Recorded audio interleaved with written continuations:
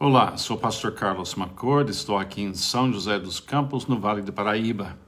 Eu espero que você esteja bem e pronto para mais uma conversa com Oswald Chambers, um homem que viveu no início do século passado, mais de 100 anos atrás, mas um homem que deixou uma marca aqui neste mundo por causa da maneira que ele poderia enxergar o discipulado e o amor de Deus e a obra missionária. Ele tem sido um mentor para mim, por essa razão eu decidi ter esse tempo de ler o que ele disse, para que a gente possa crescer e saber da qualidade de pessoas que viveram antes da gente, para que a gente também possa fazer tudo para ele, para Cristo, como fez esse homem e sua linda esposa e sua filha. Espero que você esteja bem e pronto para ouvir umas coisas que não são tão fáceis de ouvir, mas coisas necessárias nas nossas vidas. Então, deixa eu ler a devocional, que se você está seguindo no livro Tudo para Ele, essa devocional se encontra no dia 3 de fevereiro. É claro, hoje não é 3 de fevereiro, mas estamos lendo na ordem que apareceu no livro dele, e tem esse título, Tornando-se o lixo do mundo. Tornando-se o lixo do mundo. Isso vem de 1 Coríntios, capítulo 4, versículo 13. Eu queria ler esse trecho de uma forma mais completa na Bíblia, aqui em 1 Coríntios, capítulo 4, onde Paulo, de uma certa forma, reclama porque a igreja, que ele literalmente cuidou dessa igreja de Coríntios, e eles estavam comparando Paulo com Apolo, e querendo, alguns estavam a favor do Paulo, outros do Apolo. Ele dá uma bronca na igreja. Olha o que ele diz aqui. Vocês já têm tudo o que querem, já se tornaram ricos, chegaram a ser reis, e sem nós. Como eu gostaria de que vocês realmente fossem reis, para que nós também reinássemos com vocês. Porque me parece que Deus nos colocou, a nós, os apóstolos, em último lugar, como condenados à morte. Viemos a ser um espetáculo para o mundo, tanto diante de anjos como de homens. Nós somos loucos por causa de Cristo, mas vocês são sensatos em Cristo. Nós somos fracos, mas vocês são fortes. Vocês são respeitados, mas nós somos desprezados. Até agora estamos passando fome, sede e necessidade de roupas.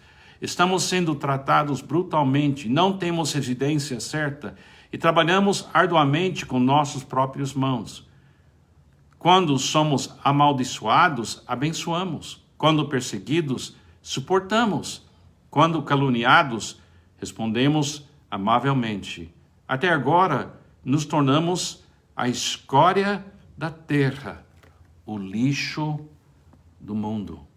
Puxa, que coisa ouvir esse Paulo, apóstolo Paulo, dizendo para essa igreja: vocês não entendem o preço que estamos pagando aqui na realidade, que a gente é considerado perante o mundo lixo,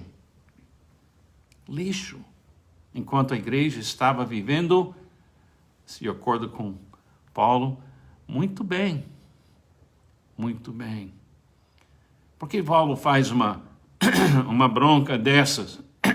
É para chamar a nossa atenção, para que a gente não pense que seguir Jesus leva para sucesso perante os homens, ou pelos olhos dos homens. Que a gente tem que estar preparados também para ser totalmente mal entendido, totalmente rejeitado, por causa do chamado que nós temos. Temos chegado a ser considerados lixo do mundo. Vamos ouvir Oswald Chambers agora. Essas palavras não são um exagero. A única razão pela qual elas não se aplicam a nós, que nos identificamos como ministros do Evangelho, Não é que Paulo tenha se esquecido ou compreendido mal a sua exatidão. Somos muito cuidadosos e preocupados quanto aos nossos próprios desejos para permitir que nos tornemos a escória ou lixo do mundo. A Bíblia diz em Colossenses 1:24, e preencho o que resta das aflições de Cristo. Não é o resultado da pureza, da santificação, mas a evidência da consagração. Ser separado para o Evangelho de Deus. Amados, não estranheis o fogo ardente que surge no meio de vós, destinado a provar-vos. 1 Pedro 4:12. Se pensamos que as coisas que nos ocorrem são estranhas, é porque somos medrosos e covardes. Na verdade, dedicamos tanta atenção aos nossos próprios interesses e desejos que nos afastamos do atoleiro, alegando, não vou me submeter, não vou me rebaixar ou curvar. E claro, você não precisa se submeter a isso. Poderá sim escapar por um triz, se assim o desejar. Você pode se recusar a permitir que Deus conte com você como um daqueles separados para o Evangelho. Ou você pode retrucar, não me importa se sou tratado como lixo do mundo, desde que o Evangelho seja proclamado. Um verdadeiro servo de Jesus Cristo é alguém que espera pela experiência do martírio em prol da veracidade do Evangelho de Deus. Quando um moralista se confronta com o desprezo, a imoralidade, a deslealdade ou a desonestidade, sente tamanha repulsa por essas ofensas que foge em desespero e bloqueia o seu coração contra o ofensor. Mas o milagre da existência do Deus Redentor é o fato de que o pior e o mais vil ofensor jamais podem esgotar as profundezas do seu amor. Paulo não disse que Deus o separou para revelar ao mundo quão maravilhoso ele poderia torná-lo, mas sim revelar seu Filho em mim. Essa frase, revelar seu Filho em mim, ela tem que ter um contexto. Se você orar assim, Jesus, se revela aqui no meu mundo, no meu contexto. Você está convidando Deus a mostrar para as pessoas que Jesus é tudo em você, a despeito da opinião do mundo, a despeito do desprezo do mundo. Quando nós falamos para Deus, revela-se através da minha vida, a gente não escolhe o contexto. Deus escolhe o contexto. Se eu me entregar para Deus e oferecer o meu corpo como sacrifício vivo, eu não tenho o direito de escolher o lugar e hora da oferta da minha vida perante os homens.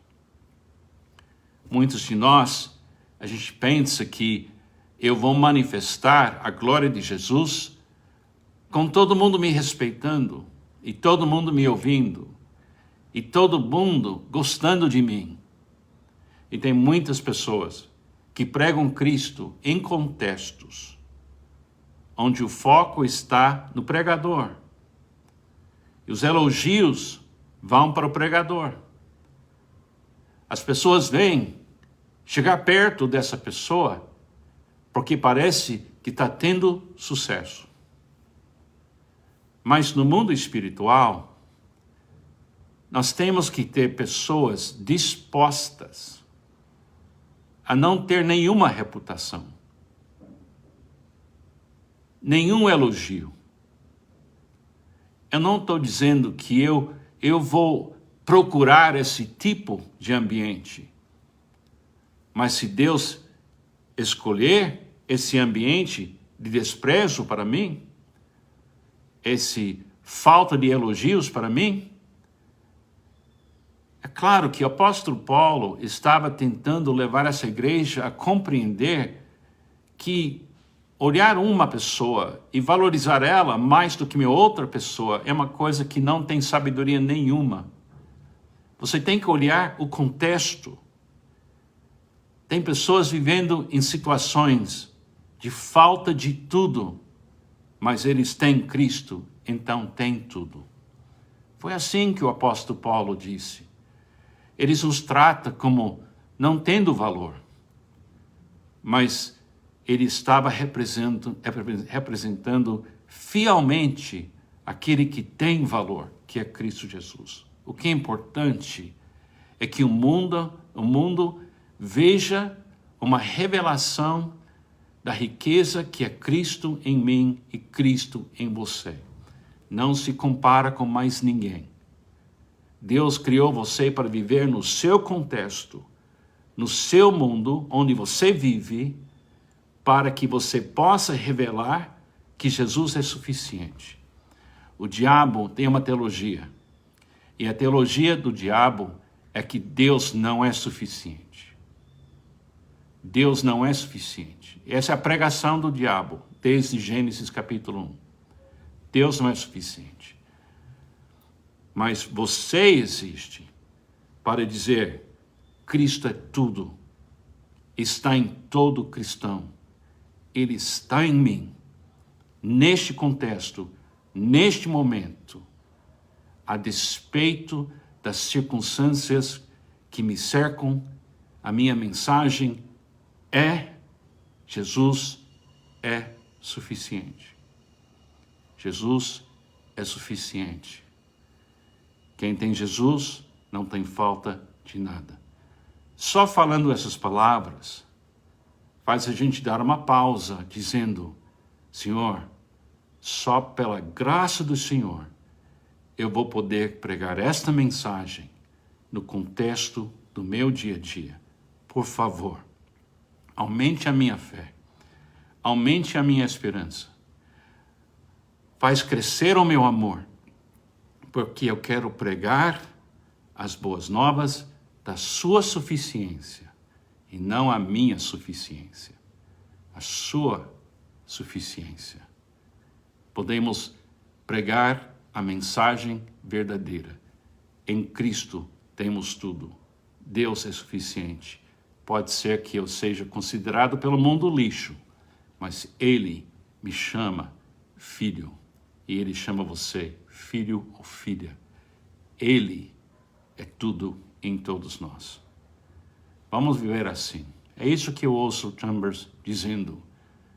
E isso me inspira a viver bem Cristo hoje. Que Deus te abençoe. Tenha um ótimo dia.